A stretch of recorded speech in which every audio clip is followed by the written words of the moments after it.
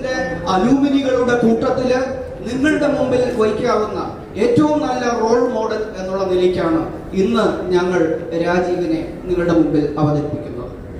ഈ വ്യക്തിത്വം ഞാൻ പറയട്ടെ, ഞാൻ അഭിലഷിക്കുന്നത്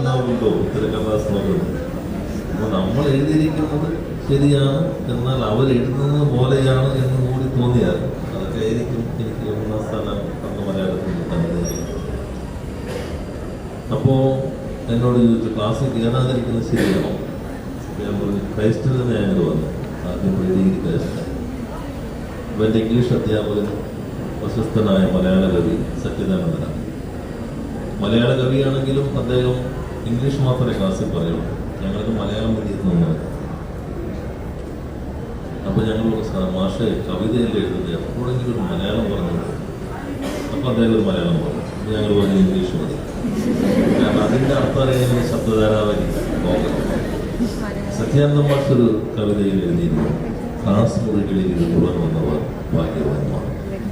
എന്തുകൊണ്ടെന്നാൽ അവർക്ക് അവരുടെ സ്വപ്നമെങ്കിലും നഷ്ടപ്പെടുന്നില്ലല്ലോ. സത്യാനന്ദ മാഷിന്റെ കവിത. ഞാനന്ന് ആ കവിത ഇവിടെ ഉദ്ധരിച്ചത്. പക്ഷെ നമുക്ക് ഉറപ്പുണ്ടാകണം, ക്ലാസ്സിൽ കയറിയില്ലെങ്കിലും നമുക്ക് ചെയ്യാൻ കഴിയും എന്നുള്ളത്. കാരണം വിദ്യാർത്ഥിയുടെ ഒന്നാമത്തെയും രണ്ടാമത്തെയും മൂന്നാമത്തെയും ചുമതല പഠിക്കുക എന്നത് തന്നെയാണ്. ഞാനിവിടെ ഒരു ഒറ്റയാൾ സമരം നടത്തിയിരുന്നത്. ലൈബ്രറി പോയി നോക്കിക്കഴിഞ്ഞപ്പോൾ ലൈബ്രറിയിൽ നമ്മുടെ ജെയിംസ് ഉപയോഗിച്ചിട്ടുണ്ട്. ഈ എക്കണോമിക്കൽ ആൻഡ് പൊളിറ്റിക്കൽ വീക്കിൽ നമ്മൾ പുതുപ്പിച്ചുകൊണ്ട് അവിടെ ഇരിക്കുകയാണ്. ഓടാൻ സമ്മതിക്കില്ല. അപ്പോൾ ഞാനൊന്ന് BA ആണ്, ഞാൻ MA കൂടെ ചേർന്നെങ്കിലും പിന്നെ ലോ കോളേജിൽ പോയി. അത് ചോദിച്ചപ്പോൾ അത് നിങ്ങൾക്ക് വായിക്കാനുള്ളതല്ല, PGക്കാർക്ക് വായിക്കാനുള്ളത്. ഞാൻ ചോദിച്ചു എക്കണോമിക്കൽ ആൻഡ് പൊളിറ്റിക്കൽ വീക്കിൽ അങ്ങനെ ഒരു എഡിറ്റോറിയൽ ലൈനുണ്ടോ? PG പഠിക്കുന്നവരെ വായിക്കാൻ പാടുള്ളൂ. അങ്ങനെയാണ് കൊണ്ടുവന്ന് എനിക്കറിയില്ല. ലൈബ്രറി ഉണ്ടെന്ന് EPW PG അല്ലാത്തവർ പൈസ സാറിനോട് പറഞ്ഞ് പൈസ സാറിന് അത് പുതിയത് വായിച്ചു. അപ്പോൾ അന്ന് മുതൽ അത് ഡിഗ്രിക്കാർക്ക് വായിക്കാൻ അവസരം കിട്ടി. നിങ്ങൾ നന്നായി വായിക്കും. അവിടെ നിന്നൊക്കെ വായിക്കുമെങ്കിലും ഇപ്പോഴും പ്രധാനപ്പെട്ട പ്രസിദ്ധീകരണമാണ്.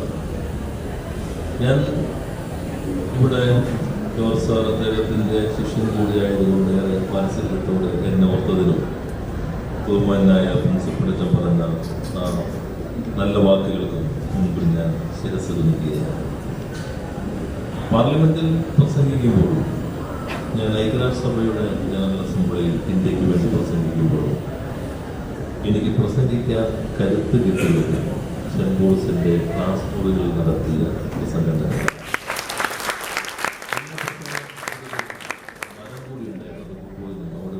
സ്റ്റേജ് കെട്ടിയിട്ടാണ് പ്രസംഗിച്ചത്. 2 വർഷം മുമ്പ് സെന്റ് പോൾസ് അലൂമിനി ദുബായിൽ അവരുടെ മീറ്റിംഗിന് ചെല്ലണം എന്ന് നിർബന്ധിക്കുന്ന ആളുകൾ ശക്തരായ അന്നത്തെ കേസിന്റെ നേതാക്കന്മാരാണ്. ഒന്നേ മതിയാകും, സൗഹൃദത്തോടും.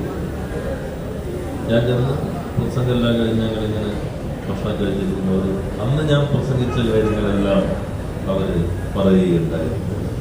അപ്പോൾ 10-20 കൊല്ലത്തിന് ശേഷവും ആ ബന്ധം തീവ്രമായി നിൽക്കുന്നുണ്ട്. ക്ലാസ് മുറിയിൽ നടത്തിയ പ്രസംഗം നമുക്ക് എന്തിനേയും ഏത് സദസ്സിനെയും അഭിമുഖീകരിക്കുമെന്നുള്ള കരുത്തുണ്ടാകും. പ്രസംഗിക്കുമ്പോൾ പ്രയോഗിക്കുന്ന വാക്കുകളുടെ ഭംഗിയിലല്ല കരുത്തിരിക്കുന്നത്, അതിനകത്തുള്ള നടക്കത്തില്ല.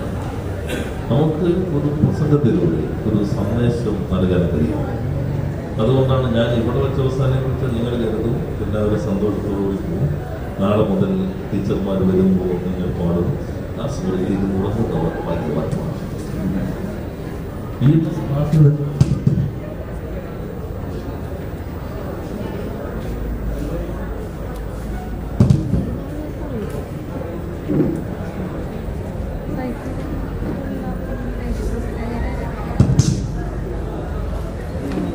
ക്ലാസ്സിൽ നിന്നും കോളേജിൽ നിന്നും ഇറങ്ങിപ്പോകുമ്പോൾ അദ്ദേഹത്തിൻ്റെ ചരിത്ര അധ്യാപകൻ പറഞ്ഞു, എൻ്റെ ഏറ്റവും മികച്ച ചരിത്ര വിദ്യാർത്ഥിയാണ് ഇറങ്ങിപ്പോകുന്നത്.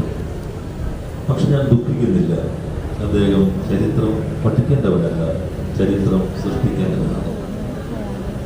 ബിൽഗേറ്റ്സ് ക്ലാസ് മുറിയിൽ നിന്ന് ഇറങ്ങിപ്പോയാലാണ്. ബിൽഗേറ്റ്സ് നിങ്ങൾക്കറിയാമല്ലോ, വിൻഡോസ് തെളിയുമ്പോൾ ബിൽഗേറ്റ്സ് ഇരിക്കും. കാരണം വിഹിതം ബിൽഗേറ്റ്സിന് കിട്ടിക്കൊണ്ടേയിരിക്കും. ബിൽഗേറ്റ്സ് വിഹിതം കിട്ടുന്നതിന് വേണ്ടിയുള്ള പ്രൊപ്പറേറ്ററിയിലാണ് നിൽക്കുന്നതെങ്കിൽ അതിന്റെ സ്വാതന്ത്ര്യം പ്രഖ്യാപിച്ച റിച്ചാർഡ് സ്റ്റാൽമാൻ MIT-യിൽ നിന്ന് ഇറങ്ങിപ്പോയ ആളുകളാണ്. നമുക്ക് അത്രയും ധൈര്യമില്ലാത്തത് കൊണ്ടാണ് ക്ലാസ്സിൽ നിന്ന് ഇറങ്ങിപ്പോകാൻ കഴിയുന്നത്. ഇറങ്ങിപ്പോകുന്നവർ ചരിത്രം സൃഷ്ടിക്കുന്നവരാണ്. സച്ചിദാനന്ദൻ ഒരിക്കൽ ബാലേന്ദ്രൻ ചുള്ളിക്കാരെന്ന് എഴുതി, ലോകം ഇളകി മറിയുമ്പോൾ നിനക്ക് എന്തും ചെയ്യാം, ഇപ്പൊ നീ മാത്രം ഇളകുകയും ലോകം വെറുതെ നിൽക്കുകയും ചെയ്യുന്നു എഴുത്തുന്നുള്ളത്. അപ്പൊ നമ്മൾ നന്നായി പഠിക്കുന്നത് കേവലമായ പാഠപുസ്തക അറിവുകൾക്കകത്ത് മാത്രം ഒതുങ്ങുന്നതിന് വേണ്ടിയുള്ളതല്ല. അത് കുറെ കൂടി സർഗാത്മകമായ പ്രക്രിയയാണ്. ക്ലാസ് മുറികൾക്കകത്ത് നിന്ന് മാത്രം ലഭിക്കുന്ന അറിവുകൾ കൊണ്ട് തൃപ്തിപ്പെടാൻ കഴിയുന്നതല്ല യഥാർത്ഥത്തിൽ ഇന്നത്തെ കാലവും അന്നത്തെ കാലവും എന്നുള്ളത്. അതിനപ്പുറത്തേക്കുള്ള അന്വേഷണമാണ് പ്രധാനമായിട്ടുള്ളത്. അതുകൊണ്ട് ഓരോരുത്തരും അവരവരുടെ അഭിരുചികൾ കണ്ടെത്തുക പ്രധാനമാണ്. പിടിക്കുന്ന വഴിയിലൂടെ സഞ്ചരിക്കാനല്ല, ഇഷ്ടപ്പെട്ട വഴി തിരഞ്ഞെടുക്കുകയാണ് പ്രധാനം. എറണാകുളത്ത് 2000-3000 രൂപ ഒരു കൺസൾട്ടേഷൻ വാങ്ങിക്കുന്ന വളരെ പ്രശസ്തനായ ഒരു ഡോക്ടറുടെ ഒരു മകൻ വയലിനിസ്റ്റാണ്, ഒരു മകൾ ചിത്രകാരിയാണ്. അവർ തിരഞ്ഞെടുത്ത വഴി ആ വഴിയാണ്. ആ വഴിയിലും അവർ ശ്രദ്ധിക്കപ്പെടുന്നവരായി മാറി എന്നുള്ളതാണ്. അപ്പോൾ ആ രൂപത്തിൽ നമ്മുടെ വിദ്യാഭ്യാസത്തെ മാറ്റി തീർക്കാൻ കഴിയേണ്ടതുണ്ട്. കുറെ കൂടി കലുഷിതമായ ഒരു കാലത്താണ് നമ്മളെല്ലാവരും ഇപ്പോൾ ജീവിക്കുന്നത്. 1947 സ്വതന്ത്രമായതിനു ശേഷം ഇന്ത്യയുടെ ഭരണഘടനാ രൂപീകരണത്തിന് വേണ്ടി ഭരണഘടനാ അസംബ്ലി സമ്മേളിക്കുമ്പോൾ ഈ രാജ്യത്തിന്റെ പേര് എന്തായിരിക്കണം എന്നത് സംബന്ധിച്ച് വളരെ ഗൗരവമേറിയ ചർച്ചകൾ നടത്തിയിട്ടുണ്ടായി. ഭരണഘടനാ അസംബ്ലി ഡിബേറ്റുകൾ പബ്ലിക് ഡൊമൈനിൽ ലഭ്യമാണ്. അപ്പോൾ ചിലർ പറഞ്ഞു, 2 രാജ്യമായി, ഒരു രാജ്യം പാകിസ്ഥാനായി മാറി, മുസ്ലിമുകൾ എല്ലാവരും അങ്ങോട്ട് പോയി, ഇനി ഈ രാജ്യം ഹിന്ദുസ്ഥാനായിരിക്കണം. ചിലർ പറഞ്ഞു ഭാരതവർഷമായിരിക്കണം, ചിലർ ഭാരതകാന്തമായിരിക്കണം, ചിലർ ഹിന്ദായിരിക്കണം. ഇങ്ങനെ വിവിധ പേരുകൾ ഉന്നയിച്ചുകൊണ്ട് ഭരണഘടനാ അസംബ്ലിക്കകത്തുള്ള ഗോകുലത്തിന്റെ ഔന്നിത്യമുള്ള മഹാരഥന്മാർ അവരവരുടെ വാദമുഖങ്ങൾക്ക് പിൻബലമേകി ചരിത്രത്തിൽ നിന്നും ഐതിഹ്യത്തിൽ നിന്നും പുരാണത്തിൽ നിന്നും ഉദ്ധരണികൾ എടുത്ത് വാദിച്ച് അവസാനം ഏകകണ്ഠമായി പക്വത പ്രകടിപ്പിച്ചുകൊണ്ട് ഇന്ത്യൻ കോൺസ്റ്റിറ്റ്യൂവന്റ് അസംബ്ലിയിൽ എത്തിച്ചേർന്നതാണ് ഈ രാജ്യത്തിന്റെ പേര് ഇന്ത്യ അഥവാ ഭാരതം. നോക്കണം, വിഭജനത്തിന്റെ മുറിവുകൾ നവഖാലിയിൽ ചോര തളം കെട്ടി നിന്ന ആ നാളിൽ ഹിന്ദു മുസ്ലിം വൈരം തീവ്രമായി നിന്നിരുന്ന ഘട്ടത്തിലും ഇന്ത്യയുടെ ഭരണഘടനാ അസംബ്ലി അസാധാരണമായ പക്വത പ്രകടിപ്പിച്ചുകൊണ്ടാണ് ഇന്ത്യ അഥവാ ഭാരതം എന്ന പേര് തിരഞ്ഞെടുക്കുന്നത്. അതാണ് ഇന്ത്യയുടെ സവിശേഷത. നാനത്വത്തിൽ ഏകത്വമാണ് നമ്മുടെ സവിശേഷത എന്നുള്ളത്.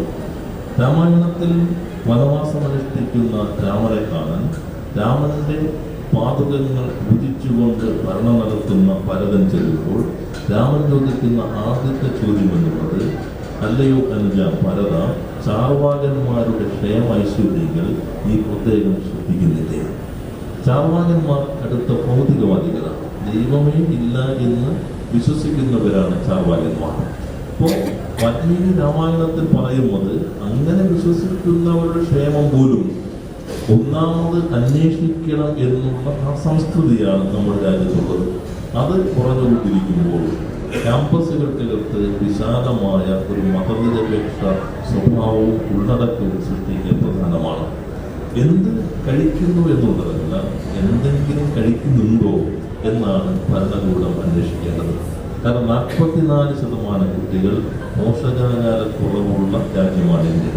അനീമിക്കായ വിളർച്ചാരോഗം ബാധിച്ച ഗർഭിണികളുടെ കാര്യത്തിൽ 1ാം സ്ഥാനത്ത് നിൽക്കുന്ന അപമാനം പേറുന്ന രാജ്യമാണ് ഇന്ത്യ.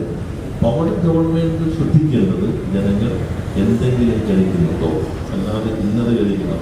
ഓരോരുത്തർക്കും ഓരോ വിശ്വാസങ്ങളുണ്ട്. ഒരാൾക്ക് ഒരു വിശ്വാസപ്രകാരം ഒരു മാംസം നിഷിദ്ധമാണെങ്കിൽ ആ മാംസം അവർ കഴിക്കണമെന്നാലും നിർബന്ധിക്കാൻ പാടില്ല. ഒരാൾ സസ്യാഹാരിയാണെങ്കിൽ അയാൾക്ക് അങ്ങനെ തുടരാനുള്ള അവകാശം ഉണ്ടായിരിക്കണം. അപ്പൊ അല്ലാതെ ഇന്നതൊക്കെ കഴിക്കണം എന്ന് വർത്തമാനം, എഴുത്ത്, ചിന്ത, ഭക്ഷണം എല്ലാ തലങ്ങളിലും ഭരണകൂടം ഇടപെടുമ്പോൾ ജനാധിപത്യം പരിമിതപ്പെടും. അത്തരം കാര്യങ്ങളും ക്യാമ്പസുകൾ ചർച്ച ചെയ്യുന്നത് ഞാൻ അധികം ദീർഘിപ്പിക്കുന്നില്ല.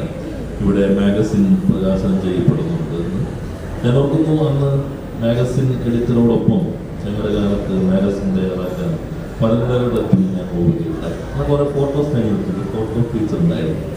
പടിക്കുറിപ്പ് എഴുതുന്ന ജോലി എനിക്കാണ്. ഞാൻ ആദ്യം കോളേജിൽ ചെല്ലുമ്പോൾ എന്നോട് ഒരു നോട്ടീസ് എഴുതാൻ പറഞ്ഞു. അപ്പോൾ ഞാനത് നോട്ടീസ് എഴുതി വളരെ ലളിതമായ മലയാളത്തിൽ. അപ്പോൾ അവർ ഇത് ശരിയാവില്ല.